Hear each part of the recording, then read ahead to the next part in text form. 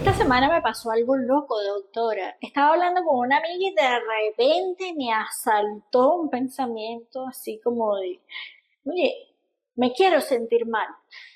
Y eso mientras le estaba contando lo bien que me sentía. Este relato de el resumen de la semana de mi paciente, sí, pareciera como algo absurdo o extraño, pero no, esto es completamente normal y me pareció interesante hablarte de esta extraña realidad que sucede en los procesos de cambio mediante la terapia. Pero esto también ocurre a cualquier persona, aunque no esté en terapia, y está en un proceso de cambio. Entonces, creo que es necesario hablar, porque además este es uno de mis temas favoritos, el placer y la conexión con el placer. No te olvides, yo vivo en modo placer permanentemente, porque en realidad también pudiese explicar en parte esta dificultad que tienen algunas personas para mantenerse o estar estables emocionalmente y querer buscar el bienestar, como te explicaba en el episodio pasado acerca de la manipulación. Esta pudiese ser una de las razones por las cuales además la gente manipula tanto. Además, yo estoy segura de que tú, como yo, como la mayoría, conoce a alguien o tiene en su vida a alguien que de verdad nunca está tranquila. Todo es una pelea, todo es una insatisfacción, una quejadera, todo es un conflicto, ¿verdad? ¿Conoces a alguien así? Bueno, yo también conozco mucha gente así y al final tiene el mismo problema. No sabe conectar con el bienestar y el placer, porque conectar con esa sensación de bienestar le va a resultar tan extraña y tan ilógica como le pasó a mi paciente durante esa semana de su proceso. Así que de lo que vamos a hablar en este episodio va a ser acerca del placer, una de las facetas o de los elementos con respecto al placer que quiero compartir contigo porque al final esto es el sinónimo de salud mental, es lo mismo que el bienestar, poder conectar con el placer y evitar el dolor innecesario. Por eso es que es necesario explicarlo, porque el dolor es parte de la vida, no nos vamos a deshacer de él, pero cambiar esta mirada acerca de por qué algunas personas parecieran estar buscando el malestar, pues tiene una serie de explicaciones, porque ya lo he observado a lo largo de muchos años de trabajo terapéutico con mis pacientes, hombres y mujeres. Esto es igual para todo el mundo. Voy a empezar con una frase que puede resultar ya un tanto confusa. No se da el placer sin el dolor. Ambas están mutuamente interconectadas. Hay que iniciar por lo básico, la biología. ¿Y cómo se da esta respuesta bipolar, verdad? El polo del dolor y el polo del placer, que son al final como esas dos caras de la misma moneda. La verdad es que nosotros no podemos conocer el placer sin conocer el dolor. Y reconocemos el dolor porque ya hemos estado en el placer. La dificultad está en la medida que vamos creciendo, siempre te lo digo, la cultura, la represión, los patrones de crianza, etcétera, van haciendo que la conexión con el placer vaya disminuyendo, porque todos nacemos con la capacidad de sentir placer. De hecho, todas las necesidades básicas generan placer gracias a la producción de ciertas sustancias como neurotransmisores y hormonas que se asocian directamente a la sensación de sentir el placer físico. ¿Ok? Vamos a empezar directamente por lo físico. El dolor, además, es algo que podemos identificar muy fácilmente porque el dolor suele tener una intensidad, se puede localizar en una parte del cuerpo en específico. Por ejemplo, tiene una duración que es muy evidente porque hasta que no desaparezca el dolor va a estar ahí presente. Entonces, esta concreción del dolor hace que sea mucho más fácil identificar este momento o episodio de dolor. Pero es que el dolor existe porque es una señal de alerta para el cuerpo, para la mente, de manera tal que se activen todos los sistemas necesarios ante la posibilidad de un peligro, porque el dolor nos está diciendo algo está funcionando mal, hay un peligro en mi cuerpo o afuera que me está produciendo un dolor. Y esto es mucho más fácil entonces de identificar y hace que nos movamos, que accionemos para poder hacer que se acabe el dolor o restaurar la integridad física y mantenernos con vida. Esa es la función del dolor. Y por otro lado, el placer es algo realmente intangible, que resulta difícil de ubicar a veces en el cuerpo porque es una sensación mucho más integral, que además se da en el presente mientras lo estamos viviendo. Por eso no podemos atrapar, no podemos agarrar o buscar y encontrar el placer y manipularlo, como puede ser a veces con el dolor, sino de lo que estamos hablando es que los seres humanos tenemos que entregarnos al placer para sentirlo. Y la forma más básica o primitiva de conectar con el placer es la satisfacción de necesidades. Por ejemplo, si yo tengo hambre, el cuerpo se encarga de mandarme una señal con el estómago, con unas sensaciones lo suficientemente desagradables que me van a impulsar a resolver mi alimentación en el momento. Y una vez que yo termino de comer, pues entonces aparece esa sensación de satisfacción, esa liberación, ese suspiro es la expresión física de un estado de bienestar y de placer. Pero si tratásemos de explicar eso con las palabras, hasta resulta bastante complicado. Las palabras no siempre dan para eso. Pero el placer también tiene otra arista que es mucho más interesante también y mucho más compleja. Por lo general los animales no poseen esta capacidad que nosotros tenemos, porque el placer también se puede dar antes de satisfacer la necesidad.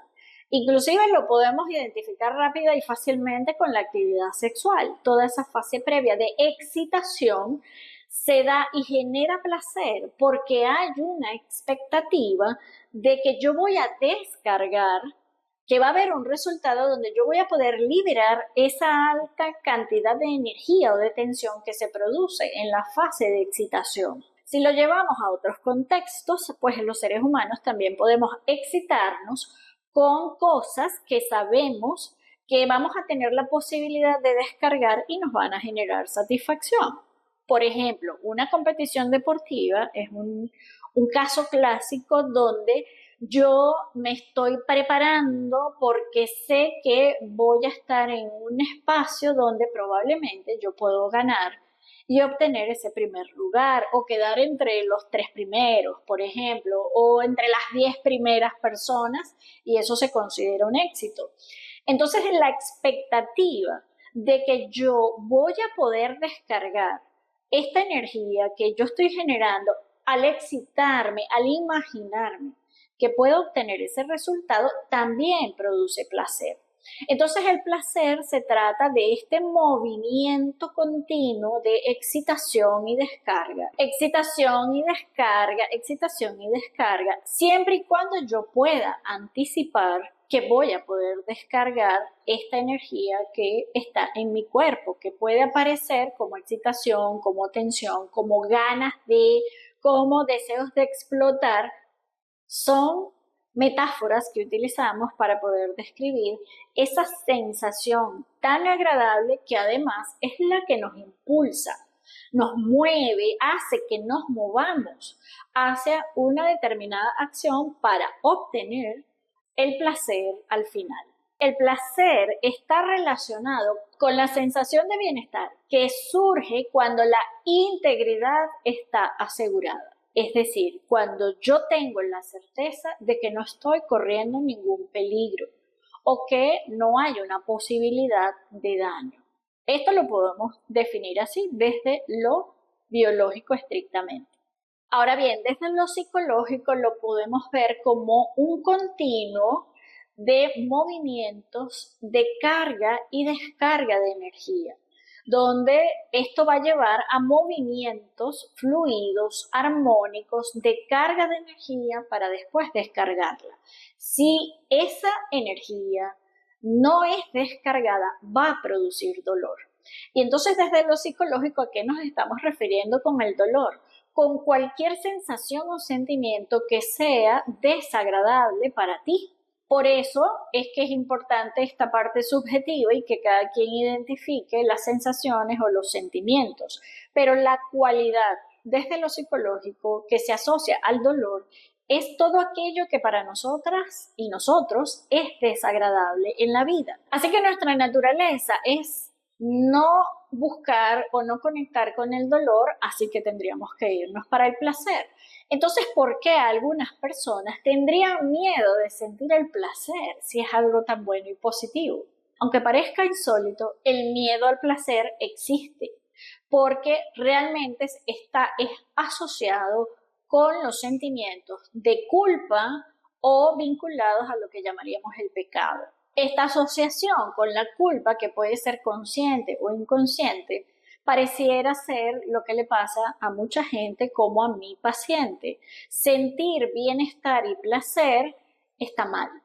Por lo tanto, si yo me entrego, si yo me relajo, si yo quiero satisfacerme a través de ciertos medios o autosatisfacerme, lo primero que va a aparecer es el sentimiento o la imagen de culpa, como le pasa o le pasaba a mi paciente antes de llegar a este punto. Como es algo bastante común entonces, no solamente a los pacientes que van a la consulta, yo quiero invitarte a que pases por mi página web, laculpaestuya.com, porque ahí tengo diversas audioayudas de diferentes temas relacionados con la culpa, con el placer, con las emociones, etcétera, que te pudiesen ayudar a entenderte y que por lo general incluyen tips o pequeñas tareas que facilitan la gestión emocional, siempre orientados a buscar el placer y el bienestar. Igual te voy a dejar aquí unos links para que llegues directo a la página web.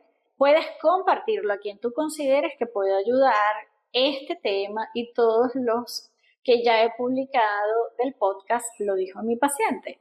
Y también sería lindo que le dieras like a este episodio y te suscribas a mi canal. Ahora bien, desde el punto de vista psicobiológico, integrando la biología y la psicología, quiero hacer especialmente énfasis a una realidad que he observado a lo largo de los años de práctica, que tiene toda su explicación teórica, pero te lo voy a ilustrar para ver si esto tiene sentido para ti. La mayoría de la gente que vive angustiada o que ha desarrollado un trastorno de ansiedad es el hecho de que para muchas personas la energía que están canalizando, que van a descargar, no proviene del placer, no está satisfaciendo necesidades o deseos o retos, desafíos, sino que viene precisamente de la angustia, de la anticipación negativa, del peor escenario que puede pasar, ¿sí?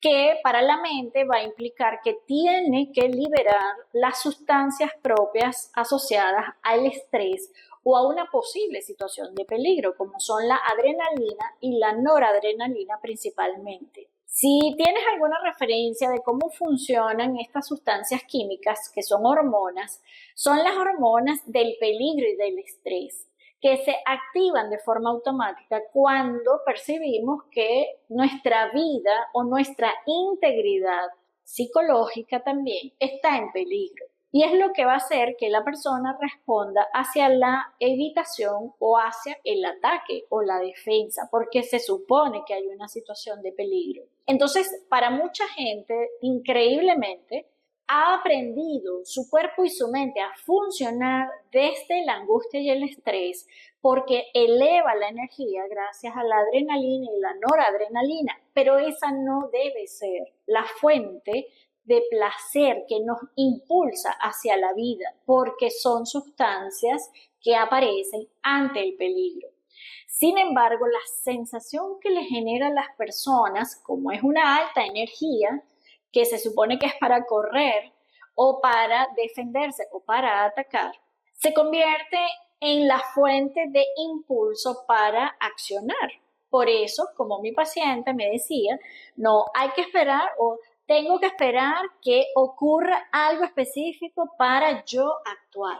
O como mucha gente me dice a veces, es que yo siento que si me presionan, entonces sí lo hago. Si no tengo la presión, no funciona. ¿Sí? Este es el principio basado en la respuesta de lucha o huida asociada al estrés. El cuerpo y la mente aprenden a funcionar con estas sustancias químicas. Por lo tanto, cuando estamos trabajando el cambio, ya hay que volver al placer vital, al que viene de la satisfacción, de la relajación y de la calma. Por eso les cuesta tanto conectar con este placer y utilizarlo como la real fuente de energía. ¿Por qué? Porque como ya hemos venido hablando, nuestra naturaleza es que vivamos en este esquema continuo, ondulante de energía, de carga y descarga, pero relacionado con la satisfacción de necesidades y deseos. Si no es así, el cuerpo y la mente tienen que sacar energía de algún lado y la están sacando de la angustia, del estrés, de la ansiedad, de la incertidumbre, de la sensación de presión para poder funcionar.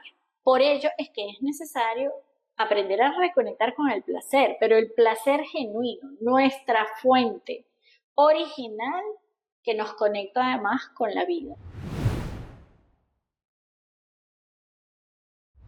Tan insólito como es querer sentirse mal cuando te estás sintiendo bien, es conectar, o más bien reconectar con el placer, porque es algo muy sencillo, pero que al mismo tiempo resulta muy complicado para mucha gente.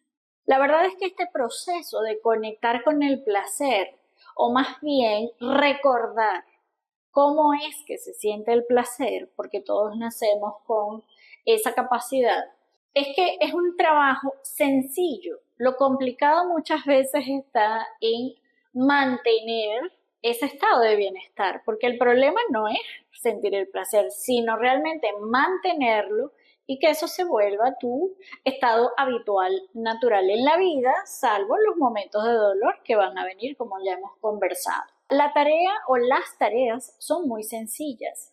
Básicamente implica hacer cosas que te gusten, cosas que tú sabes que te producen satisfacción, contentura, alegría, placer, relajación, calma, un estado de, ay, qué rico, como tú lo quieras llamar. Pero el gran problema muchas veces está en que la gente ni siquiera sabe que le gusta. O es como, ya va, ¿qué me gusta? No sé.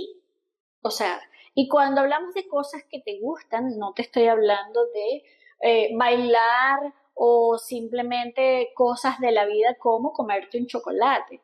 Podemos hablar de cosas más sencillas como escuchar una música, escuchar a los pajaritos cantar, sentir el calor del sol en tu rostro, sentir el viento, o sea, cosas tan básicas que están allí a tu alcance todos los días de la vida, que la gente muchas veces se lo complica y cree que estamos hablando de, no sé, me gustaría o me gusta montar un negocio o quiero estudiar ingeniería aeroespacial. No, no estamos hablando de eso. Vamos a empezar siempre por lo básico, por lo elemental, por lo cotidiano, lo que tenemos a nuestro alcance, pero de lo cual no hay conciencia.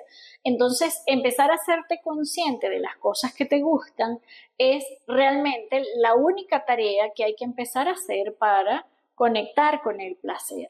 Realmente lo más importante es tener una lista bien identificada de las cosas que te gusta hacer en la vida y también puede ser las cosas que no te gustan, que de hecho siempre es mucho más fácil identificar eso. Pero ¿por qué esto es importante? Bueno, porque básicamente o haces lo que te gusta o no haces lo que no te gusta para producirte un estado de placer. Pero además, esto es un trabajo que habría que hacer con constancia. No es que una vez lo hiciste ya, ay, sí, me dio placer. No, no, no, no. Esto hay que buscarlo voluntariamente, requiere unas acciones de tu parte para hacer esas cosas que ya tendrían que estar identificadas, planificadas y quizás algunas requieran una pequeña logística. Pero vuelvo e insisto, vamos a empezar siempre por lo básico. ¿Ok? Me gusta bañarme con agua caliente 10 minutos. Si eso es posible, ok, para ti, hazlo. Me gusta sacarme las pepitas de la cara. Ok, dedícate a sacarte las pepitas de la cara porque eso te va a generar un placer. Lo que sí tienes que tener en cuenta es que el placer se vive en el presente, en el aquí y en el ahora. Por lo tanto, una vez que termines la actividad, probablemente ya eso no va a ser una fuente de placer. Esto es importante tenerlo en cuenta como parte de la tarea. La otra cosa relevante que te va a ayudar a conectar con el placer si estás en terapia es mantenerte en la terapia. Lo que le suele pasar a mucha gente, y por supuesto es parte del proceso terapéutico y lo esperamos, es que la gente cuando se siente mejor y cree que ya está bien, suelta la terapia porque cree que ya logró el objetivo. La verdad es que no. Como te acabo de decir hace unos instantes, el tema no es sentir el placer, es mantenerlo. Y eso es un trabajo de todos los días. Entonces es importante mantenerse en la terapia, quienes están en terapia. Uno, porque cuando se empieza a sentir el placer con más constancia, eso asusta. Lo desconocido asusta a los seres humanos, pero no es que te va a pasar nada malo, no va a haber ningún daño en particular. Más bien lo que asusta o eso que es desconocido es la sensación física que va apareciendo en el cuerpo y te haces consciente de eso. Y como es algo nuevo, entonces la gente cree que es algo raro, extraño, malo, pero no se toma el tiempo realmente de dejar que esa sensación fluya para poder ponerle un nombre, sino que simplemente esto es raro, es nuevo, no sé qué es, ajá, ya, lo corto, chup. Entonces, no, la tarea realmente es afrontar esa sensación de bienestar que es importante que tú conozcas cómo se da en tu cuerpo, en tu ser, porque para cada ser humano es diferente y por lo tanto, pues hay que afrontarlo y dejar de tenerle miedo, ¿sí? Lo segundo del por qué es necesario mantenerse en terapia es que como cualquier sistema orgánico, el cuerpo y la mente que aprendieron a mal funcionar sin placer o movido por la adrenalina, va a querer volver a lo anterior, se va a resistir al cambio. Así que lo normal es que vuelvan a aparecer pensamientos, ciertos sentimientos asociados con lo anterior, con lo insano, como la culpa, como aquellos pensamientos autodesvalorizantes o autodescalificadores, o vuelve otra vez la tristeza, porque es que imagínate cómo voy a sentir yo placer si han pasado cosas malas o hay gente que está peor que yo, etcétera. Esto es algo típico en este proceso que además es como una transición, volver a sentir el placer y soltar el dolor insano, el dolor improductivo, el dolor que te hace sufrir. Es un proceso de transición porque necesitamos incorporar, acumular más placer para que vaya desplazando estos momentos o estas percepciones de dolor insano. Y tres, mantener la terapia sería bueno porque, como ya te he explicado en otros episodios, los cambios tienen consecuencias. Y es importante saber afrontarlas, comprender, prepararse para ciertas consecuencias propias del cambio, así que sigue siendo una tarea que va a mantenerse por un tiempo dentro de la terapia hasta consolidar ese bienestar que la gente diga, ya estoy bien, ya logré mis objetivos, ya me voy de la terapia. Pero eso toma cierto tiempo. Con respecto a este tema del cambio, entonces, creo que otra cosa que te pudiese ayudar es el libro número 4 de la colección de La culpa es tuya, que ya está disponible a la venta a través de mi página web, laculpaestuya.com. Esta es una serie de 6 libros, pero el número 4, El cambio comienza en mí, aborda precisamente todo lo relacionado con los procesos de cambio en la vida, estés o no estés en terapia. Pero creo que es un libro que te pudiese ayudar a aclarar o a apoyarte en esta transición hacia la conexión con el placer. En definitiva, que en algún momento algo te impulsa a querer sentirte mal, aun cuando estás trabajando para el bienestar, no es anormal, no es algo extraño. Sin embargo, cuando se entiende toda esta información y de cómo funcionamos psicobiológicamente los seres humanos, aquí hay que tomar una decisión. ¿De qué lado quieres tú vivir? ¿Quieres vivir del lado del dolor o quieres vivir del lado del placer? ¿Tú quieres estar conectado con la vida o quieres estar conectado con todo aquello que no representa una vida sana? Esta es la gran decisión y como todo proceso de toma de decisiones o cuando nos toca elegir, pues van a venir las angustias o se van a abrir procesos, pero la verdad es que para que haya un cambio hacia la sanidad hay que tomar una decisión. O vivir del lado del placer o vivir del lado del dolor. No hay un punto medio entre estas dos polaridades. Ya sabes que las dos se necesitan una a la otra, pero sí tenemos la posibilidad de escoger cómo vivir. Así que te dejo entonces esa disyuntiva para que la reflexiones y te sientas más segura, más seguro de hacia dónde quieres ir cuando estás conectando con el bienestar, el placer y simplemente la salud mental.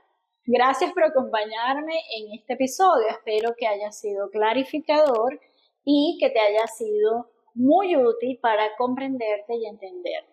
Y con mucho placer me despido y te invito a que nos veamos en el próximo episodio de Lo dijo mi paciente podcast.